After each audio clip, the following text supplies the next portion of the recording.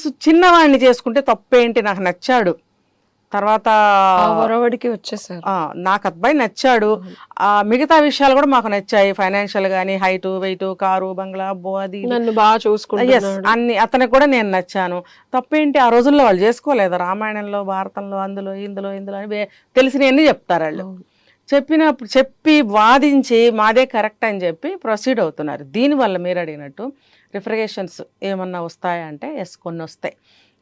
ఇప్పుడు ఈ రోజులను బట్టి ఏమవుతుంది, 30 సంవత్సరాలు వచ్చేటప్పటికి 35 సంవత్సరాలు వచ్చేటప్పటికి లేడీస్కి మోనోపాజ్ అనేది స్టార్ట్ అవుతుంది.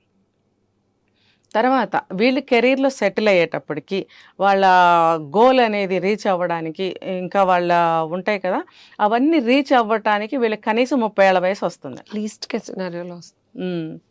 అధమ పక్షంలో వస్తుంది.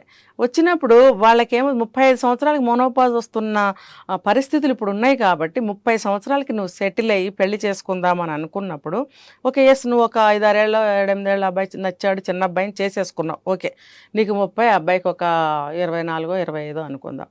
అనుకున్నప్పుడు పుడితే నీకు ఒకళ్ళు ఎవరన్నా ఇద్దరు పుడతారేమో పిల్లలు, తర్వాత నీకు మోనోపాజ్ వచ్చింది అనుకో, వచ్చినప్పుడు ఏమవుతుంది, ఈ అబ్బాయి మంచి యంగ్ స్టేజ్కి వస్తాడు, అప్పుడు ఏంటి పరిస్థితి?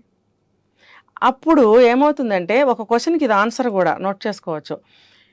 అప్పుడు దాకా ప్రాణప్రదంగా ప్రేమించిన వ్యక్తి ఎందుకు దూరం పెడుతున్నాడు? ఇది కూడా వన్ ఆఫ్ ద రీజన్స్. నిన్ను ఎంతో ప్రాణంగా ప్రేమించాడు, పెళ్లి చేసుకున్నాడు, నీకు బిడ్డ పుట్టాడు, మీ ఇద్దరిని కళ్ళల్లో పెట్టి చూసుకుంటాడు, కానీ అతనికి కొన్ని మ్యాచింగ్స్ ఉంటాయి, కావాలి, ఆ మ్యాచ్ అవ్వటం లేదు, మీ ఇద్దరికి మ్యాచ్ అవ్వటం లేదు. తర్వాత ఫిజికల్ నీడ్స్ కొన్ని ఉంటాయి, నీకు మోనోపాజ్కి వెళ్ళిపోతున్నావు, అతను యంగ్లోకి వస్తున్నాడు, పరిస్థితి ఏంటి? మరి అలాంటప్పుడు నువ్వు ఇష్టం లేదని కాదు, దూరం పెడుతున్నాడంటే నువ్వంటే ఇష్టం లేదని కాదు, మరి అతని విషయాలు అవసరాలు ఎలా తీరుతాయి?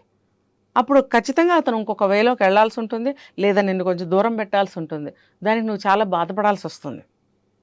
కాబట్టి పెద్దవాళ్ళు ఎందుకు ఇవన్నీ చూశారు, మనకి ఇవన్నీ ఆచారాలు పెట్టారు, సాంప్రదాయాలు పెట్టారు, లేకపోతే కొన్ని రూల్స్ పెట్టారు అని అంటే దాని వెనక చాలా అర్థాలు ఉంటాయి.